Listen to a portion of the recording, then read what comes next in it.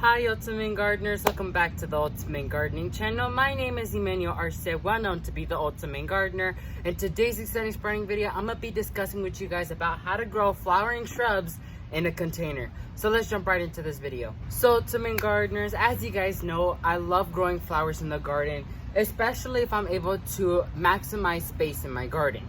And one of those ways is container gardening. I had to go ahead and think about what to go ahead and use in containers that will be able to thrive and be able to sustain itself into its container. So I have 3 miniature roses I took out of the front garden because I didn't really like how they were combating with the other plants, and you really did not let them shine that much. So I decided I was gonna plant them in this container today. So Cookie decided to join us. And so one thing you want to take note when it comes to growing flowering shrubs in the containers, I recommend going with petite type plants, such as miniature roses, miniature everything. Anything you can find that will stay in a dwarf size, go ahead and plant it in a container, but feel free to use anything you have on hand. So first things first, make sure your container has a drainage hole. So now I'm going to go ahead and fill it up with soil.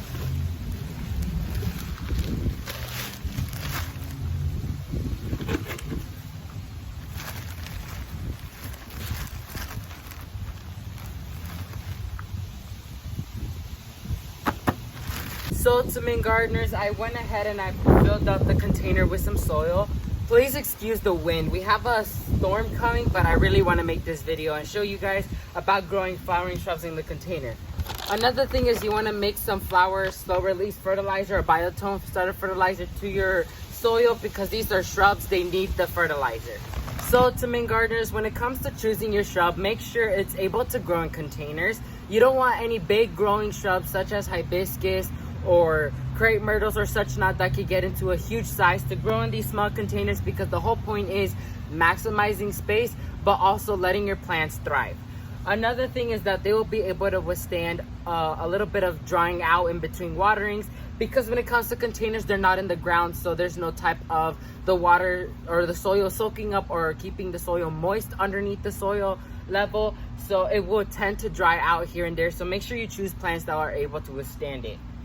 Another thing, make sure to choose plants. If you're choosing more than one plant, make sure to choose all the plants that like the same soil light requirement. For example, all roses like full sun, so that's what I'm going to be going with. So let me go ahead and plant this up.